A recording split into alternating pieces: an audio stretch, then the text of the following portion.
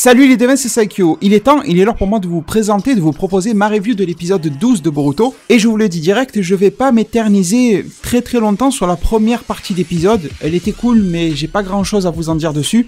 On a déjà parlé de ce type de scène-là, de scène de vie, scène d'académie, etc. que je trouve toujours bien cool à voir à chaque fois. Mais j'ai des choses quand même nettement plus importantes à vous parler aujourd'hui par rapport à tout ça. Et bien sûr, quand je parle de début d'épisode, je ne parlais pas de la phase avec Mitsuki qui parle au petit serpent blanc qui représente Orochimaru. Ça, c'est même un des plus gros morceaux de tout l'épisode. Ce dont je ne vais pas beaucoup parler, c'est toutes les phases de Boruto, Mitsuki, Denki qui sont en train de faire des exercices à l'académie avec Konohamaru, avec Shino et tout ça. Voilà, c'est du vu-revu, j'ai pas forcément besoin de le commenter aujourd'hui. Mais par contre, sur ce qu'a dit Mitsuki en tout début d'épisode, c'était très court, mais à chaque fois que ça se produit, j'adore ces scènes-là, même si, voilà, au bout d'une dizaine d'épisodes, on commence à se dire c'est quand que tu vas lâcher un nom, le morceau. Bon, c'est prévu pour l'épisode 13, normalement, à la fois d'après la prévue de l'épisode 13 et d'après les spoilers que je vais vous présenter très bientôt sur la chaîne. Bon, juste au cas où vous entendriez des bruits bizarres, c'est juste parce que je parle avec la fenêtre ouverte. D'habitude, je laisse tout fermer, mais là, je crève de chaud, c'était complètement impossible. Et du coup, cette petite discussion entre Mitsuki et Orochimaru, vous me direz ce que vous en pensez, mais moi, je pense que ce serpent blanc est Orochimaru, une sorte de matérialisation de lui-même, une sorte de division, on va dire, comme il fait souvent. Et en plus, sur la forme du serpent blanc, donc ça le représente très bien.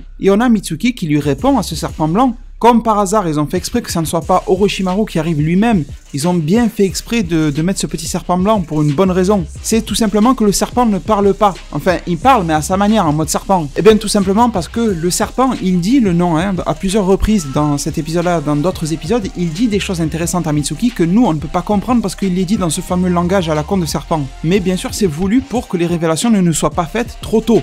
Bon, bref, du coup, Mitsuki dit que c'était bien l'héritage laissé par la racine, le truc de Danzo et tout ça. La semaine dernière, je vous avais même proposé dans ma review d'épisode 11 une théorie prédiction concernant le retour de Danzo dans Boruto et je pense qu'elle tient toujours à ce jour-là. Et Mitsuki dit que l'héritage de la racine est le Gozu Tenno. Alors la prononciation, je sais pas du tout si je suis bon, mais en tout cas, j'ai quelques informations à vous apporter concernant ce fameux Gozu Tenno. J'ai bien sûr été sur internet chercher quelques sources à ce sujet-là et je peux vous dire qu'elles sont rares.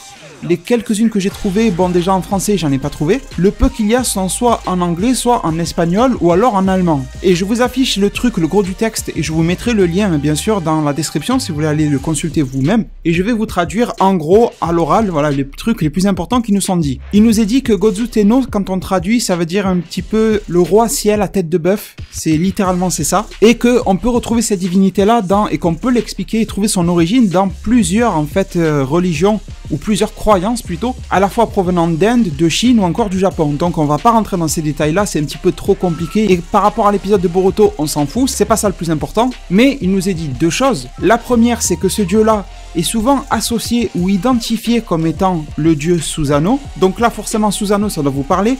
Je pense que la plupart d'entre vous savez déjà que Susanoo en mythologie japonaise ou même chinoise ça veut dire quelque chose, c'est une divinité. Et que en fait, pour vous la faire en bref, Susanoo c'est le frère d'Amaterasu, donc encore une attaque des Uchiwa, qui était la déesse du soleil. Et c'est aussi le frère de Tsukuyomi, le dieu de la lune. Donc vous voyez bien qu'il y avait déjà dans l'époque de Naruto de grosses références en mythologie. Et pour sa part, Susanoo était considéré comme le dieu des tempêtes. Du coup, c'est vrai que vous verrez souvent, je vais vous en montrer après, des représentations de Gozu Tenno en mode Susanoo et donc sous forme de dieu des tempêtes. Il y a eu souvent l'assimilation, je ne sais pas vraiment pourquoi. Si vous le savez que vous êtes expert en mythologie chinoise, japonaise ou autre, n'hésitez pas à venir le dire dans un commentaire, ça m'intéresse en tout cas, je pense que ça intéresse pas mal de monde. Mais du coup, de base, avant d'être associé justement à la divinité Susanoo, et n'hésitez pas au cas où à me corriger si je fais des erreurs, parce que les sources sont minces et moi je suis pas non plus un expert en divinité, etc. Mais c'est quelque chose qui m'intéresse énormément de creuser à chaque fois, de vous le proposer en vidéo. Et donc, Gozu Tenno était à la base le dieu de la pestilence. Alors, pestilence, peut-être que tout le monde ne connaît pas le mot, c'est tout simplement ce qui fait référence à la peste, la maladie de la peste.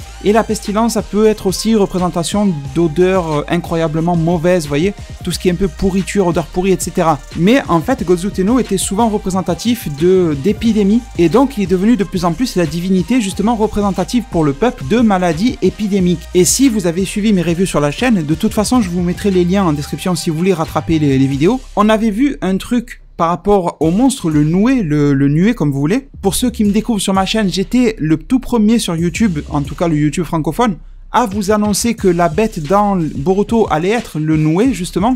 Je vous avais annoncé ça depuis ma review de l'épisode 3, ça fait à peu près 2 mois quand même. Et du coup, par rapport à ce nué, ce qu'on nous avait dit aussi, bon, pas mal de choses que je vous laisse découvrir dans la vidéo, mais aussi comme quoi il pouvait, comment dire, posséder, pas que les gens, mais aussi posséder une zone. En mythologie japonaise, il se mettait au niveau du ciel, par exemple au-dessus du toit de l'empereur, que moi j'avais comparé au toit du Hokage, et qu'il se mettait à posséder cette zone-là et à faire en sorte que toutes les personnes qui s'y trouvent, et en particulier sa cible, l'empereur ou alors le Hokage, comme vous voulez, eh bien je pense que ça correspond bien, le fait que les deux arrivent à posséder une zone, à l'empoisonner, et qu'il faut quelque chose pour guérir justement. Et du coup, dans cette vidéo de review, mais en même temps de théorie que je vous avais proposée, je vous disais qu'en mythologie japonaise, celui qui venait tuer le Noué, c'était un célèbre samouraï qui le tuait avec une espèce d'arc et de flèche un petit peu divine, bizarre. Et moi, j'avais comparé ce célèbre samouraï à un célèbre ninja qui est Sasuke, qui lui aussi peut tirer des flèches grâce justement à quoi? Grâce à Susanoo. Donc vous voyez qu'il y a pas mal de choses qui peuvent s'imbriquer dans l'histoire. Et maintenant, j'ai un autre lien, une autre référence justement, qui est en français, et je vous mets aussi le lien en description, dans lequel on voit les correspondances et on voit aussi une représentation de Gozu Tenno en mode Susanoo. Et vous allez voir que c'est intéressant parce que, et je vous affiche aussi la description, il nous est dit que c'est une représentation, une illustration issue d'une pièce de théâtre, dans lequel Gozu Tenno, donc Susanoo, il est représenté en tant que tel, il abat le dragon Yamata no Orochi et sauve la princesse Inada. Il écrit Kushinada. Je vais même pas avoir besoin de trop expliquer. Déjà, la princesse Kushinada Hime, elle est aussi une déesse et elle était la femme de Susanoo. Donc je pense que j'ai pas besoin de vous faire un dessin, vous avez compris. Et ensuite, Yamato no Orochi, je pense que vous avez aussi déjà compris, Orochimaru dans Naruto et Boruto, il est la représentation de Yamata no Orochi. Et d'ailleurs, je pense que ça va parler à pas mal de monde, parce que à l'époque de Naruto, quand c'était encore en cours et que tout était mystérieux, Orochimaru, on savait pas vraiment ce qu'il voulait, d'où il venait, etc. On pensait que Orochimaru, c'était une théorie qui tournait beaucoup, et j'y croyais pas mal d'ailleurs à l'époque. Eh bien, il y avait la théorie comme quoi Yamata no Orochi, c'était un dragon serpent japonais qui a 8 têtes et 8 queues, et forcément tout le monde a pensé que ça serait lui, le Hachibi, le fameux démon à 8 queues. Sauf que bien sûr, on le sait maintenant, ça n'est pas du tout lui. Et du coup, ça avait créé une deuxième théorie comme quoi Orochimaru n'était pas l'hôte d'un démon à queue, mais que en quelque sorte, fallait comprendre qu'il en avait la puissance, etc. Et quand vous regardez bien, c'est pas forcément faux. Et du coup, vous voyez que grâce à ces trucs mythologiques, on arrive à retracer l'histoire de Naruto et même maintenant de Boruto. Parce que là, si vous regardez cette scène-là, vous voyez, c'est une illustration issue de la page Wikipédia toute simple de Yamata no Orochi, qui nous montre justement que Yamata no Orochi a combattu Susanoo. Le vrai Susanoo, pas le Gozu Tenno. C'est un peu compliqué à suivre, mais j'espère que vous êtes toujours là. Et ça représente, selon moi, le combat de Orochimaru contre Sasuke. Et si vous revoyez cette scène-là, il nous est dit maintenant que c'est le Gozu Tenno qui est associé à Susanoo, qui se bat contre Yamata no Orochi. Donc, est-ce que ça nous annonce un combat à venir de Orochimaru contre la personne qui manipule cet héritage de la racine et tout ça, dans l'épisode de Boruto? Je pense que c'est bien probable, et en plus ça rejoint mes idées et mes théories jusqu'à présent. Je n'arrête pas de vous dire sur la chaîne que d'après moi, Orochimaru et Mitsuki, ils combattent ce monstre-là et qu'ils ne travaillent pas avec. Malgré les apparences, malgré tout ce qu'on peut penser, je suis quasi convaincu en tout cas qu'ils sont contre et qu'ils travaillent en gros pour le bien du village et du monde ninja. Donc ça pourrait bien créer une nouvelle confrontation, et une représentation justement de cette confrontation mythique et légendaire pour les Japonais, du Gozu Tenno contre le Yamata no Orochi, sachant que ce Gozu Tenno, eh ben, il manipule d'autres bêtes légendaires, comme par exemple le Noué, ça c'est plus une surprise du tout, et si c'est bien Danzo, eh bien il manipulerait aussi le Baku qui a pour habitude de combattre le Noué, donc vous voyez, il n'y a pas besoin d'être un pro en mythologie pour comprendre que toutes les choses s'imbriquent et s'emboîtent par rapport à justement tous ces éléments mythologie japonais et tout ça. Et je vous rassure, toutes ces histoires que je vous raconte, c'est pas moi qui me fais des films ou qui suis un fan de mythologie, etc. C'est juste par le fruit de mes recherches que je peux vous proposer ça. Donc je pense que c'est clairement possible que ça se passe comme ça aussi dans la série. Et justement, pour conclure avec ce passage Mitsuki Orochimaru, à la fin, il y a Mitsuki qui dit « Qui l'utilise, dis-tu » Il demande ça à Orochimaru. Donc, clairement, ça nous fait comprendre qu'il y a un cerveau par-dessus tout ça. Et c'est pour ça que moi, ce cerveau, je pense toujours à Danzo, pour les raisons que je vous ai expliquées la semaine dernière dans ma review d'épisode 12. Bon, comme je vous l'ai promis, je ne vais pas m'arrêter justement sur toutes ces phases-là de test et d'entraînement à l'académie, et je vais passer sur une autre scène très courte avec Mitsuki, qui nous était teasée en début et en milieu d'épisode, et à laquelle on a eu droit en fait en toute fin d'épisode, de manière plutôt complète, dans laquelle on voit quelqu'un s'approcher de Mitsuki qui est dans une sorte de cuve là, un peu comme les bacs là pour régénérer dans Dragon Ball, et on voit qu'il est accompagné de quelqu'un d'autre, et là bien sûr je pense qu'on est clairement en train de nous montrer, de nous annoncer justement le one-shot qu'il y a sur Mitsuki dans le tome 1 de Boruto, celui qui est déjà en vente en commerce, et bien sûr aussi dans tous les commerces en France, qui nous racontait justement l'histoire de Mitsuki, comment il a fait pour arriver dans Konoha, etc. Et pour juger justement que Boruto serait son soleil et que lui serait la lune, enfin voilà, il y a tout qui nous expliquait là-dedans, donc clairement pour moi, la personne qui est à gauche, et ça vous l'avez reconnu aussi bien à sa voix que par rapport à ses vêtements, c'est Orochimaru. Et la personne à droite qui reste mystérieuse, j'ai entendu des théories concernant Kabuto et tout ça. Personnellement, si vous avez lu le tome 1 de Boruto, je pense que c'est clairement un clone précédent de Mitsuki. Je vais pas rentrer dans les détails, mais je pense que tous ceux d'entre vous qui ont lu ce fameux one-shot et ce tome 1 de Boruto seront forcément d'accord avec moi. Et pour moi, c'est plutôt une bonne nouvelle, parce que si on va avoir une adaptation en 1 ou 2 épisodes de ce one-shot Mitsuki, ça va vraiment donner de très très bons épisodes, vous allez voir. Et du coup, je pense que ça prouve encore une fois le fait que Orochimaru est devenu pas forcément gentil, mais quelqu'un qui va aider le village à sa manière. Avec les discussions qui disent à lui d'accomplir ce que tu n'as pas réussi. Et je pense que ça fait clairement référence à ce fameux one-shot Mitsuki. N'hésitez pas à aller le lire, je vous le conseille vraiment. Orochimaru approche, on a l'impression qu'il allait attraper le petit Mitsuki, lui faire quelque chose, mais au final, il lui fait juste quelques petites tapes sur la tête, très gentiment. Donc vous comprenez qu'Orochimaru n'est plus du tout sanguinaire comme à l'époque. Et derrière, on a Mitsuki qui prend, dès sa sortie de sa cuve là, qui prend conscience en fait de ce qu'il doit faire dans sa vie, et qui doit accomplir ce que son père n'a pas réussi lui-même. Et je ne pense pas que ça soit un message justement de haine ou d'attaque, comme quoi il faut qu'il réussisse à péter Konoha. Je pense que tout ce que son père n'a pas réussi en termes d'amour et d'amitié, tout ça, avec ses parents, ses amis, eh bien Mitsuki doit le réussir. Je pense que c'est plutôt ça. Et du coup les devins, ensuite dans l'épisode, on a une scène aussi intéressante et qui commence à nous mettre la puce à l'oreille, dans laquelle on voyait un tout petit flashback en tout cas de Sumire, accompagnée de sa mère. On sait, et on savait déjà qu'elle était orpheline, je parle bien sûr de Sumire, et là on a pu apercevoir sa mère qui a un design très similaire à celui de Sumire, sauf qu'elle a l'air plus âgée, c'est tout. Et qu'elle a l'air aussi assez triste en même temps au niveau de son visage, etc. Et clairement, on est en train d'en faire un petit peu trop autour de Sumire pour qu'elle soit juste un personnage ultra secondaire. Forcément, elle va avoir une importance bientôt. Et juste derrière, en plus, pour vous prouver qu'on en fait un petit peu trop sur elle, on a Mitsuki qui vient lui parler seul à seul. Alors, il n'y a rien eu de bizarre qui a été dit entre les deux, mais j'avais quand même l'impression que Mitsuki était en train d'essayer de confirmer ses pistes ou alors de continuer à mener l'enquête à sa manière. Il lui parle bien gentiment de ses soins, de Boruto, etc. Mais je pense qu'il y avait une ambition cachée, un objectif caché de la part de Mitsuki de voir si ça confirmait ou pas ce qu'il pensait. Et je pense que ça l'a confirmé. Mais ça, on va y revenir en fin de review, et je vais vous présenter une théorie que vous, les abonnés spectateurs de ma chaîne, vous avez été nombreux à me présenter, que je trouve intéressante. Mais avant ça, on a Sumire qui nous dit qu'elle a perdu ses parents, bon ça on le savait déjà, mais aussi elle nous dit que son père était un ninja talentueux. Donc là, je veux pas me faire de film, mais si c'est son père qui est justement l'héritier de la racine et compagnie, pourquoi pas son père serait Danzo, je vais un petit peu loin, ça serait peut-être un petit peu tiré par les cheveux, ça sortirait de nulle part, mais ça pourrait être intéressant quand même. Donc je pense clairement que cette fille Sumire, on va en reparler dans 5 minutes, va avoir une importance cruciale dans tout cet arc-là avec le Noué et compagnie, et qu'elle doit être issue d'un père ninja quand même vachement connu. Et en plus, si son père était connu, pourquoi ne pas nous l'avoir montré dans le flashback et nous avoir montré que sa mère? C'est un petit peu con, je trouve. Ou alors, c'est forcément que l'identité de son père, il ne faut pas nous la montrer, sinon on comprendrait direct qui est-ce qui manipule et manigance tout ça. Bon, ensuite, on arrive pas loin de la fin d'épisode, dans laquelle Boruto a invité Mitsuki à passer du temps chez lui.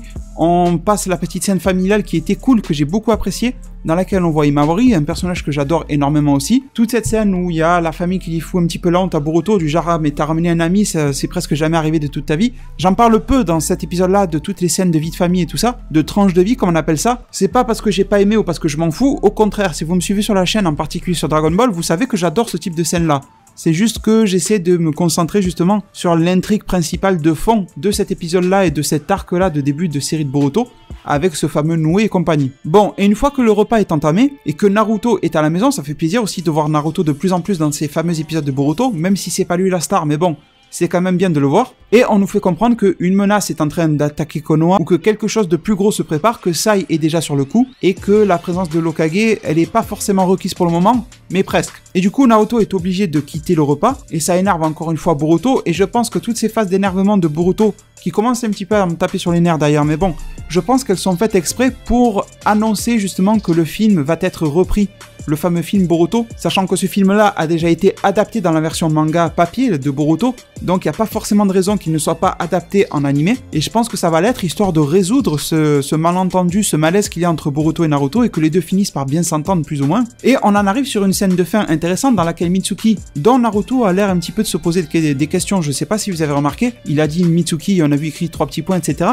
Forcément, quand Mitsuki lui a dit je suis Mitsuki du village d'Oto et tout ça, et mon père m'a beaucoup parlé de vous, Naruto il est pas con, dès qu'il entend le village d'Oto, il sait que c'est Orochimaru. Et même s'il n'a pas forcément de raison de s'en méfier, voilà, il y a un passé qui fait que quand même, il faut garder un œil dessus. Alors pendant que cette relation, je trouve, s'installe entre cette lune qui est Mitsuki et Boruto qui est le soleil, regardez cette fois-ci, c'est Mitsuki qui vient aider Boruto en essayant de le réconforter à sa manière, en lui disant finalement ton père tu l'aimes plus que tu ne veux le montrer, etc. Donc la scène était cool. Mais on en finit aussi sur Mitsuki qui dit « Écoute Boruto, ce soir je suis venu pour te dire quelque chose. J'hésitais à te le dire, mais finalement je sais qui est le coupable de cette affaire de Spectre. » Alors déjà, le fait qu'il en parle à Boruto, ça me confirme encore une fois, même si dans l'épisode 12, Mitsuki a laissé filer le méchant là, je pense que c'était volontaire parce que voilà, il avait ordre de ne pas l'attaquer ou quoi que ce soit. Et s'il en parle, ça me prouve encore une fois qu'il ne travaille pas avec, mais qu'il travaille contre ce monstre-là et ces mecs qui les manipulent. Et derrière, on a une vue sur le lit d'hôpital de Sumire qui est vide avec la fenêtre ouverte. Alors là, ça peut mener à deux choses. Soit Sumire, elle s'est faite kidnapper en quelque sorte, et du coup, elle aurait le rôle de la victime réellement. Ou alors, et je vais vous présenter une théorie que vous avez été nombreux à me partager, et je vous en remercie énormément, tout simplement comme quoi Sumire pourrait être une des méchantes de cette histoire-là. Et parmi les arguments que vous m'avez donnés, qui tiennent vraiment bien la route, vous m'avez dit le fait qu'elle est orpheline, et justement, les gens dans la racine, comme ça, ils sont orphelins. Vous m'avez aussi dit un truc intéressant, comme quoi elle est toujours sur les lieux du crime, etc. Et elle est bien au courant de tous les déplacements, au fait, de la team de Boruto, mais on ne l'a jamais vu directement se faire attaquer. Même la fois où elle s'est faite blesser, nous, on n'a pas vu de nos propres yeux l'attaque, donc elle aurait pu simuler cette attaque-là, se faire une explosion, se faire mal toute seule, histoire de faire croire qu'elle s'est faite attaquer. Et un membre de la racine serait clairement capable de ça. Et un autre argument que vous m'avez proposé, c'est que cette fille-là, Sumire, n'apparaît ni dans le film, ni dans le manga. Donc, est-ce qu'on va se débarrasser d'elle à la fin de cette intrigue-là en animé et qu'on ne la reverra plus? Pour le moment, ça colle vraiment bien avec tout ça. Alors moi, je vais essayer de compléter votre théorie parce qu'elle m'intéresse énormément, et justement de la faire correspondre à toutes les idées que moi je vous propose. Je pense que la personne qu'on a vue en épisode 12 manipuler le spectre, etc., qui possédait le chef de la poste là, je pense que ce n'était pas du tout le chef de cette organisation là et de tous ses problèmes. Si vous voulez, je pense que dans l'histoire, c'était voilà quelqu'un qui travaille pour le chef, un lieutenant en général, peu importe, comme vous voulez. Et du coup, cette personne-là, si vous regardez bien, en plus elle avait des bandages qui pourraient correspondre aux bandages de Sumire, si vous regardez bien ses pieds, etc., pourquoi pas. Et je pense justement que cette personne sous le masque serait Sumire. En plus, si vous regardez sa taille, j'ai pas été revérifié, mais de mémoire, elle était plus petite que le chef des mecs de la poste. Donc ça pourrait correspondre avec la taille de Sumire. En plus, la personne n'a pas parlé, ça veut dire que si elle parlait, elle aurait été reconnue, et elle a cherché à tout prix à se casser de là et à ne pas combattre. Donc, soit elle avait ordre de ne pas combattre directement, ou alors elle n'avait pas la puissance nécessaire pour le faire. Et même si Sumire doit être plus fort qu'elle ne le montre, si elle fait partie de toute cette histoire-là, elle ne doit pas forcément avoir le niveau de se taper contre toute la bande à Boruto d'un seul coup. Mais quand même, on voit que cette personne-là avait une longueur d'avance, elle arrivait à marcher sur l'eau, etc., qui prouve qu'elle avait une maîtrise de son chakra supplémentaire. Et en plus, ça correspond avec ce que je viens de vous dire il y a 5 minutes en arrière, comme quoi, j'imaginais bien le fait que cette Sumire, si elle était importante dans l'histoire, qu'elle ait un père important aussi. Et voilà pourquoi tout à l'heure je vous ai glissé l'idée du fait que Danzo pourrait être son père ou quelque chose comme ça. Alors vous allez me dire que Danzo était peut-être un petit peu trop vieux pour ça, vous avez pas tort, mais avec toutes ces histoires de clones et compagnie dans Naruto, c'est un petit peu difficile de parler vraiment d'âge et de cohérence à ce niveau-là. Du coup les devins, n'hésitez pas à partager cette vidéo-là et ces informations-là avec les personnes que vous connaissez, vos amis ou sur des groupes de discussion, etc. Parce que c'est un petit peu dommage en réalité. Peu importe que mes théories et que les idées que je vous apporte soient vraies ou fausses, mais quand même elles s'approchent de la vérité, on est d'accord. Et c'est un petit peu dommage, je vous avoue, comme par exemple dans le cas du Noué, la vidéo est très loin d'avoir été vue par le même nombre de personnes qui voient mes vidéos Dragon Ball Super. Donc ce serait pas mal quand même d'aider ce contenu-là à prendre un petit peu plus d'ampleur, surtout que c'est un contenu qui est quasi inédit ou au moins c'est en exclusivité que je vous le propose. Donc du coup, je vous remercie énormément pour votre soutien à la chaîne et à cette vidéo-là, et je me permets de vous laisser sur ces mots. Prenez soin de votre futur, le meilleur moyen d'y arriver c'est de vous abonner à ma chaîne, de la partager, la liker et la commenter un maximum de fois pour que notre communauté puisse se développer le plus possible sur YouTube. Merci beaucoup et à plus pour de prochains arts divinatoires.